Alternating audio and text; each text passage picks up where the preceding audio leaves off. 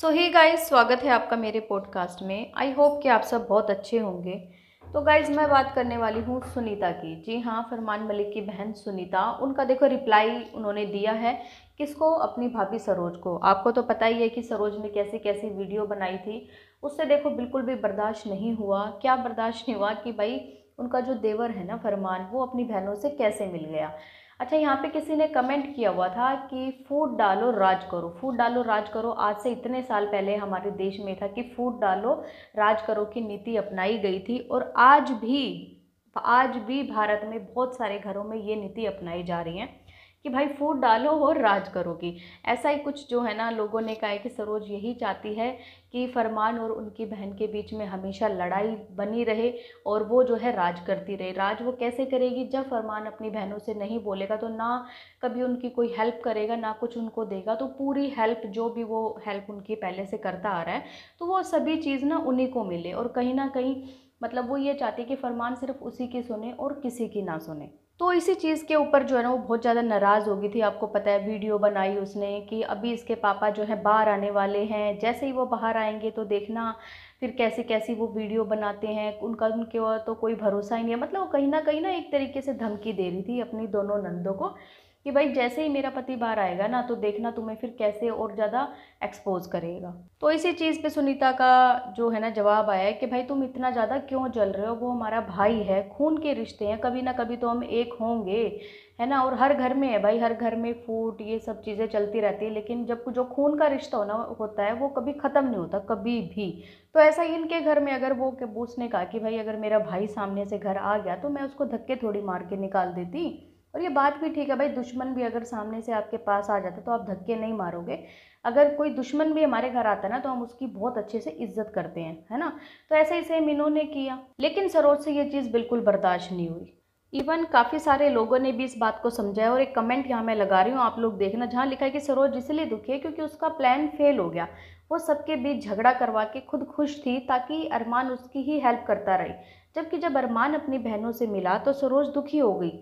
जब सुनीता और मुस्कान मिल जाएंगे तब भी और ज़्यादा दुखी हो जाएगी। जब खुद सुनीता के हस्बैंड से मिली तो बड़ी खुश थी, मुस्कान से मिली तो बड़ी खुश थी, अरमान की फैमिली से भी मिली तो बहुत खुश होती थी, लेकिन अगर कोई और मिले तो दुखी हो जाती है। तो ये बात है ना आरव खोखर ने बोली है, बहुत सही बोली है। और कहीं ना कहीं ये बात सटीक भी बैठी। देखो अगर उसका ऐसा रिएक्शन सामने से नहीं आता ना इनके लिए, तो क्या है कि ऑडियंस को भी लगता है कि हाँ भाई वो भी खुश है, चलो बहन भाई मिल गए, वही बच्चे हैं उनके साथ भी मिल जाएंगे। और अभी जो है उसके बेटे का बर्थडे, आज तो देखो अरमान के बेटे का बर्थडे है, क्यूटी पाई जैद का, और हमारी तरफ से जो है हैप्पी बर्थडे बेटा। तो देखिए सब लोग वहाँ भी जाएंगे। और रही बात मुस्कान और सुनीता की, तो वो दोनों माँ बेटी भी वहाँ बर्थडे पे मिल जाएगी, क्योंकि अरमान ने मुस्कान को भी इनवाइट किया है तो अपनी दोनों बहनों को भी किया है, तो माँ बेटी का भी मिलन वहाँ होना ही होना है। तो इस चीज़ में इनको ऐसी क्या दिक्कत हो गई कि भाई ये यही चाहती हैं कि कोई भी आपस में बात ना करे। और तो और लोगों का ये कहना है कि सरोज ये चाहती है कि चंडीगढ़ भी सिर्फ वही जाए और बाकी ये दोनों बहनें ना जाएं। ऐसा नहीं हो सकता ना यार, है मतलब परिवार रिश्तेदारी सबकी बराबर है। ऐसा नहीं है कि सिर्फ तुम्हारा ही देवर है मान लो, ठीक है, या तुम्हारी नंदों से रिश्ता टूट गया तो फिर कल को जो फरमान है उसकी भी तो बहन नहीं है, उसका भी तो रिश्ता है उनसे। तो ये जलन, ये जेलसी, ये सब चीज़ें नहीं होनी चाहिए भाई किसी भी परिवार में, चाहे कोई भी परिवार हो, चाहे इनका हो, चाहे आप लोगों में से कोई भी सुन रहा हो। तो ये जेलसी की भावना कभी नहीं रखनी चाहिए। इवन लोगों को क्या होना चाहिए कि फैमिली को मिलाने की कोशिश करनी चाहिए, ना कि तोड़ने की। जैसे कोई भी घर का एक दूसरा इंसान है, वो क्या करते हैं कि मज़े लेते हैं सिर्फ, बस वो क्या चाहते हैं कि लड़ाई हो और भाई हमें मज़े आए। तीसरा इंसान यही चाहेगा, वो क्यों खुश होगा कि भाई कोई भी परिवार एक हो जाए। और जहाँ तक सुनीता की बात है, वो अपनी बेटी के लिए भी इतना ज़्यादा तड़प रही थी। कितनी बार वीडियो में बेटी बेटी बेटी बेटी करती रहती, किसी और की बेटियों को बेटी बेटी करती है, तो कहीं ना कहीं वो माँ भी तो तड़प रही है ना अपनी बेटी के लिए। और देखिए सरोज ने एक बारी भी उसकी बेटी को नहीं समझाया। अगर वो उसकी बात सुनती है कि बेटा वो तेरी माँ है, कोई बात नहीं, जाओ मिल लो, नहीं। लेकिन सरोज को आज बड़ा गुस्सा आया इस बात पे कि सुनीता ने ऐसे बोल दिया। तब यही वो थी जब इसने इसका पास्ट लाके सामने खड़ा किया था, और उससे पहले एक वीडियो बनाई थी जिसमें सरोज ने ये बोला था कि कल कुछ लोगों को हट अटैक आने वाला है ना।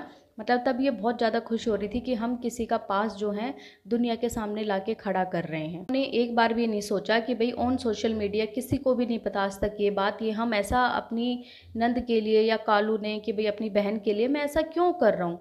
लेकिन अब अगर कोई दूसरा इंसान इन्हें बोल देता है, इनके बच्चों को बोल देता है, जिस तरीके से बदतमीज़ी से बात करते हैं वो लोग, अपनी बुआ को बहुत गंदे तरीके से ट्रीट करते हैं, जवाब देते हैं, तो उनके लिए उन्हें बहुत ज़्यादा बुरा लग जाता है। बजाय अपने बच्चों को रोकने के, वो उनको बस यही बोलते हैं कि मैंने तो बहुत अच्छी शिक्षा दी है।